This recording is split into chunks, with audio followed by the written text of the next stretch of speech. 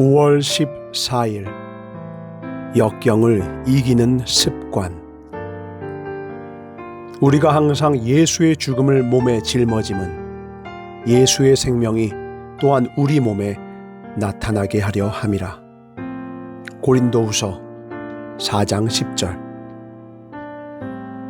우리는 하나님께서 은혜로 우리 안에 이루신 것을 삶에서 표현하는 습관을 길러야 합니다.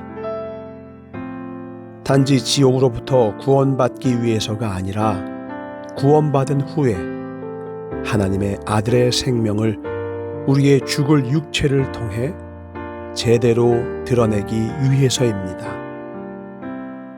그런데 우리가 주님의 생명을 드러내는지의 여부는 역경을 당해보면 압니다. 하나님의 아들의 그 원천적인 향기를 드러냅니까? 아니면 그분을 떠나 나 자신의 짜증과 신경질과 초조함을 드러냅니까? 역경 가운데 참된 자유함을 누릴 수 있는 유일한 비결은 하나님의 아들의 생명이 우리 안에서 드러나기를 간절히 열망하는 것입니다.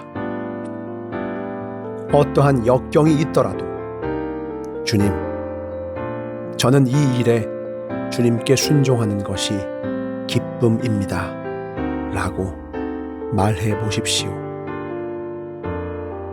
그러면 즉시 하나님의 아들이 우리 마음을 주장하게 되면서 나의 삶을 통해 주님을 영화롭게 하는 생명을 드러내실 것입니다. 역경 가운데 주님과 다투어서는 안 됩니다. 당신이 빛에 순종하는 순간 하나님의 아들이 당신을 통해 빛을 비추실 것입니다. 만일 하나님과 다투면 이는 주의 성령을 근심케 하는 것입니다.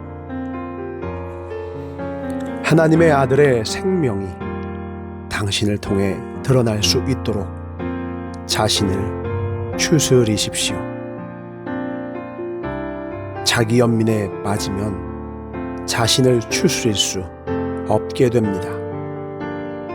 우리의 모든 상황들은 하나님의 아들이 얼마나 완벽하고 순결하신지를 드러내는 수단일 뿐입니다. 어떠한 상황에서도 하나님이 드러나실 수 있다는 사실은 우리의 가슴을 뛰게 합니다. 역경을 택하는 것과 하나님의 섭리 가운데 역경을 당하는 것은 다릅니다.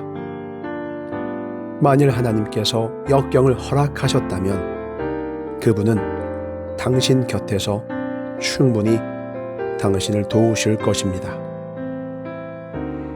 어떤 상황에서든지 하나님의 아들의 생명이 드러나도록 자신의 영혼을 추스리십시오. 절대로 기억이나 경험으로 대처하지 말고 언제나 하나님의 말씀이 당신 안에서 살아 움직이게 하십시오.